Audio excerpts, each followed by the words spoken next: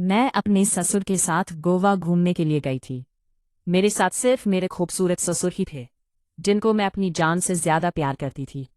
ससुर जी भी मुझसे बहुत प्यार करते थे। ससुर जी और मैं दोनों लोग निकल गए गोवा घूमने के लिए। अगले दिन जब हम गोवा पहुंचे, रात को हम एक रूम बुक किए। मेरे ससुर का मूड बन गया था। मैंने भी आज प्लानिंग करी थी। फुल माई रूम में आई, तभी देखा ससुर जी का औजार एकदम सख्त था। दोस्तों, ऐसे मजा नहीं आएगा। शुरू से शुरू करते हैं, तभी आपको सुनने में मजा आएगा। और ऐसी स्टोरी डेली सुनने के लिए हमारे चैनल को सब्सक्राइब जरूर से कर देना। चलिए शुरू करते हैं। मेरा नाम प्राची है। मैं उत्तर प्रदेश के प्रयागराज की रहने वाली हूँ और मेरी उम्र 24 साल है। मेरी शादी को 2 साल हो चुके हैं। मेरे पति अंकित एक सॉफ्टवेयर इंजीनियर है और वे इस समय अमेरिका में काम कर रहे हैं। उनकी जॉब इतनी व्यस्त है कि वे साल में 1-2 बार ही इंडिया आ पाते हैं। हमारे घर में 7 ससुर के साथ एक छोटा सा खुशहाल परिवार है। मेरे ससुर राजन जी एक रिटायर्ड बैंक मैनेजर हैं, जबकि मेरी सास गृहिणी है। मेरे ससुर ने अचानक एक दिन मुझसे कहा, प्राची, तुम हमेशा घर में ही रहती हो, चलो इस बार हम गोवा घूमने चलते हैं। पहले तो मुझे थोड़ा अजीब लगा, लेकिन उन्होंने समझाया कि जब विवेक आएंगे तब हम अलग से कहीं और घूम लेंगे। सासू माँ को ट्रैवलिंग पसंद नहीं थी, इसलिए उन्होंने कहा कि हम दोनों ही चले जाएं। मैंने भी सोचा कि गोवा जाने का मौका बार बार नहीं मिलता, तो मैंने हामी भर दी। हमने 3 दिन और 2 रातों का प्लान बनाया। सब तैयारियां पूरी हो गई और अगले दिन हम फ्लाइट से गोवा पहुंच गए। वहां का मौसम सुहावना था। समुद्र की लहरों की आवाज और दूर दूर तक फैला नीला पानी देखते ही दिल खुश हो गया। हम जिस होटल में रुके थे वहां एक गड़बड़ हो गई। हमारे लिए 2 कमरे बुक थे, लेकिन होटल में ओवर बुकिंग के कारण हमें सिर्फ एक ही कमरा दिया गया। ससुर जी थोड़े नाराज हुए, लेकिन होटल वालों ने कोई और उपाय ना होने की बात कही। मजबूरन हमें एक ही कमरे में रुकना पड़ा। शुरुआत में थोड़ी झिझक थी, लेकिन धीरे धीरे माहौल हल्का होने लगा।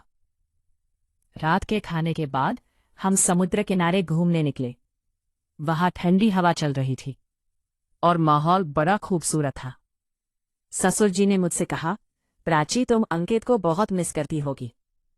मैंने हल्की मुस्कान के साथ सिर हिला दिया। अगली सुबह हम एक प्राइवेट बीच पर गए, जहां बहुत कम लोग थे। अचानक मेरी नज़र एक संदिग्ध व्यक्ति पर पड़ी, जो हमें लगातार घूर रहा था। पहले तो मैंने ध्यान नहीं दिया, लेकिन जब वो बार बार हमारे पास से गुजरने लगा तो मुझे अजीब लगा। मैंने ससुर जी को बताया और उन्होंने भी गौर किया। शाम को जब हम होटल लौटे तो वही व्यक्ति लॉबी में दिखा। ससुर जी ने तुरंत रिसेप्शन पर शिकायत की। होटल स्टाफ ने बताया कि वो एक कुख्यात चोर था, जो पर्यटकों की रेकी करके उन्हें लूटता था। ये सुनकर हम चौंक गए। रात को जब मैं सोने जा रही थी, तभी होटल स्टाफ ने हमें सावधान रहने को कहा। ससुर जी ने कहा कि वे रात भर जागकर मेरी सुरक्षा करेंगे। मैंने मना किया, लेकिन उन्होंने मजाक में कहा, तुम्हारे पति को क्या मुंह दिखाऊंगा अगर तुम्हें कुछ हो गया। रात गहरी हो चुकी थी। बाहर समंदर की लहरें चांदनी में चमक रही थी और हल्की हल्की ठंडी हवा खिड़की से अंदर आ रही थी। होटल का कमरा सुरक्षित था, लेकिन मन में हल्की बेचैनी थी। ससुर जी ने कहा था कि वे जाकर मेरी सुरक्षा करेंगे, लेकिन मैं उन्हें तकलीफ नहीं देना चाहती थी। ससुर जी, आप आराम से सो जाइए, होटल स्टाफ चौकन्ना है, कुछ नहीं होगा। मैंने कहा। वो हल्के से मुस्कुराए। प्राची, चिंता मत करो, मैं तुम्हारी रक्षा के लिए यहाँ हूँ। वैसे भी नींद कहाँ आ रही है। मैं भी करवटें बदल रही थी। अचानक बिजली चली गई और कमरा घने अंधकार में डूब गया। बाहर बस समंदर की लहरों का शोर था। मैं थोड़ी घबरा गई। ससुर जी ने महसूस कर लिया। डरो मत प्राची, आओ बालकनी में चलते हैं, हवा भी अच्छी है, उन्होंने कहा। मैं धीरे धीरे उठी और उनके साथ बालकनी में आ गई। सामने समंदर लहरों से खेल रहा था और आसमान में चांद पूरे शबा पर था। वातावरण इतना मोहक था कि कोई भी इसमें खो सकता था। विवेक की बहुत याद आती होगी, है ना? उन्होंने गहरी आवाज में पूछा। मैंने हल्की मुस्कान के साथ हिलाया। हाँ, कभी कभी लगता है कि दूरी के कारण हमारा रिश्ता ठंडा पड़ रहा है। वो कुछ देर चुप रहे, फिर बोले, प्यार वक्त या दूरी का मोहताज नहीं होता। प्राची, अगर तुम चाहो तो इसे हमेशा जीवित रख सकती हो। उनकी बातें मेरे दिल को छू गई। मुझे महसूस हुआ वो मेरे अकेलेपन को समझ रहे थे, मेरी भावनाओं को महसूस कर रहे थे। उनकी आंखों में एक अजीब सी गहराई थी, जैसे वो मेरे दर्द को बांटना चाहते हो। अचानक हवा तेज हो गई, मेरे खुले बाल चेहरे पर उड़ने लगे। उन्होंने धीरे से अपने हाथों से मेरे बालों को समेटा और कान के पीछे लगा दिया। उनकी उंगलियों का हल्का स्पर्श मेरे रोंगटे खड़े कर गया। तुम बहुत खूबसूरत हो प्राची। उनकी आवाज बेहद कोमल थी। मेरा दिल तेजी से धड़कने लगा। मैं खुद को रोकना चाहती थी, लेकिन उनकी गहरी आंखों में एक अजीब सा खिंचाव था। मैंने हल्के स्वर में कहा, ससुर जी। हमें उन्होंने मेरी बात बीच में ही रोक दी। कुछ मत कहो, सिर्फ महसूस करो। उन्होंने मेरे हाथों को अपने हाथों में ले लिया। उनकी उंगलियों का स्पर्श मेरे जिस्म में एक सहरन दौड़ा गया। मैंने अपनी आंखें बंद कर ली।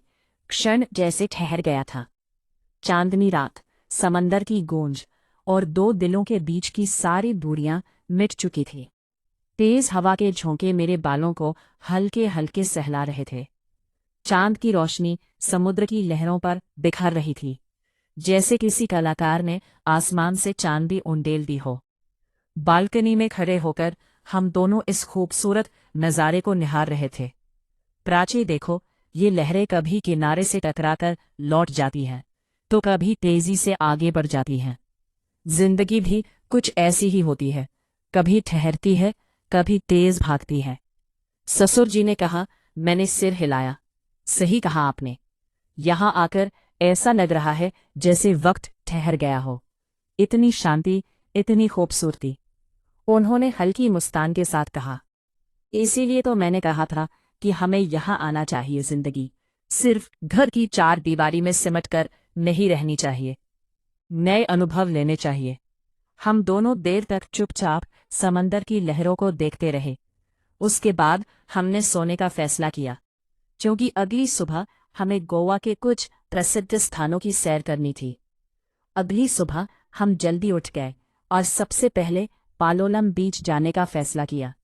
ये गोवा का एक प्रसिद्ध बीच है, जो अपनी साफ सुथरी रेत और शांत वातावरण के लिए जाना जाता है।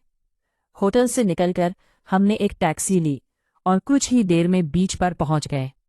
वहां का दृश्य बेहद मनमोहक था।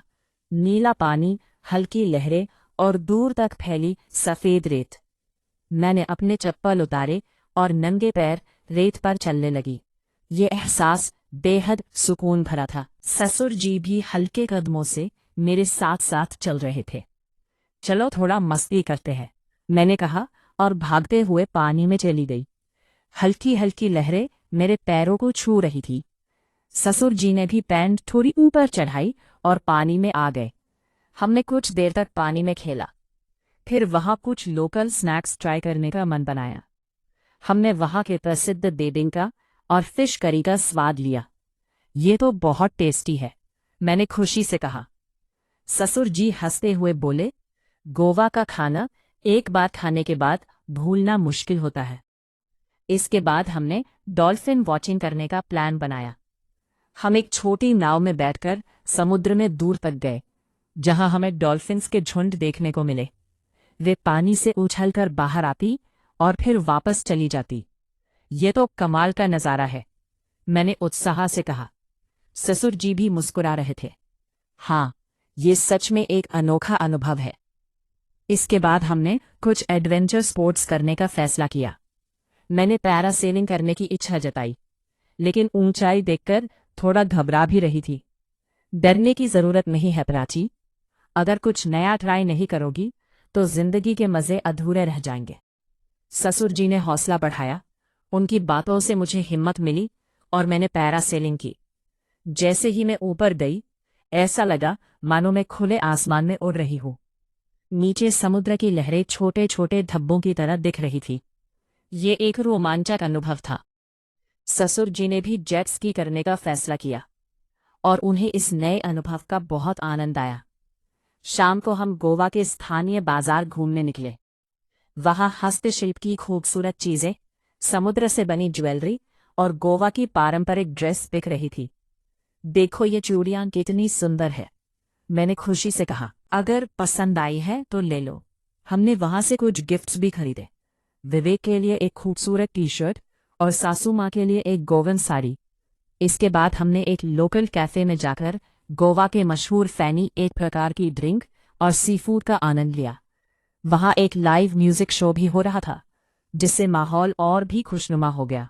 रात को हमने बीच के किनारे एक टेबल बुक करवाई और वहां डिनर किया। चारों तरफ कैंडल्स चल रही थी और हल्की हल्की समुद्री हवा चल रही थी। आज का दिन बहुत अच्छा बीता। मैंने कहा कभी कभी जिंदगी में ऐसे पल आने चाहिए जो हमें यादगार अनुभव दे। ससुर जी ने जवाब दिया। हमने देर तक बातें की, जिंदगी, परिवार, सपनों और भविष्य को लेकर। मुझे ऐसा लगा जैसे मैं अपने पिता के साथ बैठकर बातें कर रही हूँ। ये रिश्ता और भी गहरा और आत्मीयता से भर गया था। अगले दिन हमें वापस लौटना था। हमने आखिरी बार समुद्र के किनारे टहलने का फैसला किया। सूर्योदय का नज़ारा अद्भुत था। सूरज धीरे धीरे समंदर से निकल रहा था और उसकी किरणें पानी में सुनहरी चमक भर रही थी। इस ट्रिप के लिए शुक्रिया ससुर जी। मैंने कभी नहीं सोचा था कि गोवा की यह याद इतनी यादगार होगी। मैंने भावुक होकर कहा। उन्होंने हल्की मुस्कान के साथ कहा, शुक्रिया की कोई ज़रूरत नहीं बेटा। जिंदगी में हर रिश्ते को संजोना ज़रूरी होता है। फिर हमने होटल से चेकआउट किया और फ्लाइट पकड़ने के लिए एयरपोर्ट रवाना हो गए। ये गोवा की यात्रा सिर्फ एक ट्रिप नहीं थी, बल्कि एक अनमोल याद थी जो हमेशा हमारे दिलों में जिंदा रहेगी। गोवा की यादगार यात्रा के बाद मैं और ससुर जी वापस प्रयागराज लौट आए थे। सफ़र तो खत्म हो गया था, लेकिन वहां बिताए गए खूबसूरत पल अभी भी मेरे जहन में ताज़ा थे। घर लौटते ही सासू माँ ने हमारा गर्मजोशी से स्वागत किया। उन्होंने मुझे देखकर मुस्कुराते हुए कहा, कैसा रहा तुम्हारा ट्रिप? प्राची, बहुत अच्छा माँ। गोवा सच में जन्नत जैसा है, मैंने उत्साह से जवाब दिया। ससुर जी भी मुस्कुराते हुए कहा, हमें वहां बहुत मजा आया, बस तुम्हारी कमी महसूस हुई। घर लौटने के बाद भी दिल कहीं ना कहीं उसी समुद्र किनारे अटका हुआ था। लेकिन अब एक और बड़ी खुशी मेरे सामने थी। अंकित लौट रहा था। उसने अमेरिका से कॉल करके बताया था कि वो अगले ही दिन भारत आ रहा है। जैसे ही फोन बजा, मैं खुशी से उछल पड़ी। स्क्रीन पर अंकित का नाम चमक रहा था। मैंने झट से कॉल रिसीव की। हेलो मिसेस प्राची, क्या हाल है? उसकी आवाज में वही पुरानी शरारत थी। बहुत अच्छे हाल है, और कल तो और भी अच्छे हो जाएंगे, मैंने हंसते हुए कहा। ओ मतलब मेरे बिना भी अच्छे हाल में हो? ये तो बड़ी नाइंसाफी है। अच्छा जी, तो क्या मैं उदास हो जाऊं? वो हल्का हंस पड़ा। वैसे तुम्हें पता है, मैंने तुम्हारे लिए एक सरप्राइज रखा है, मैंने चिढ़ाते हुए कहा। सच में? क्या है? ये तो जब तुम आओगे तभी पता चलेगा। वो हल्का हंस पड़ा। ठीक है, लेकिन एक बात बताओ, तुम मुझे मिस कर रही हो या नहीं? बहुत बहुत ज्यादा। मेरी आवाज अचानक धीमी हो गई। मैं भी प्राची, इतने दिनों से तुम्हें सिर्फ स्क्रीन पर देख रहा हूं।